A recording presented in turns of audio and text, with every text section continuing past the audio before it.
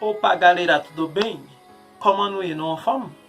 Moi pote texte que moi te dit que m'a pote pour nous qui c'est un texte côté que Jezani a pris qui sont pas là prendre là, on va lire en portugais côté texte ça lit vraiment court et puis on va identifier deux bagages que moi utiliser là-dedans qui c'est deux verbes être que moi te fait leçon ça avec nous, bah connait monde qui sous page capable connaître déjà et monde qui peut abonner yo m'a quitter le link là pour nous capable voir verbe être que nous t'ai parlé de yo côté que nous t'ai dit il y a deux types de verbes côté qui nous utiliser et nous bon qui gens que capable utiliser nous utiliser dans texte ou pour aller ou pour identifier pour nous dans challenge ça a besoin 5 personnes qui disent en premier c'est eux qui bénéficier livre que nous avons préparé pour étudier nous ta et puis quand c'est le bagage mabzou à l'abonner ou même qui peut abonner ta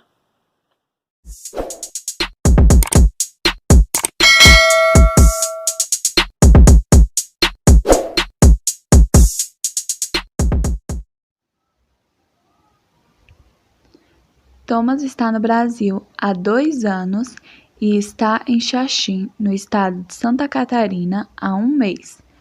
Ele está feliz porque tem muitos amigos brasileiros.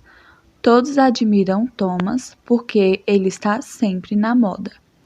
Ele está sempre elegante. É uma pessoa calma e divertida.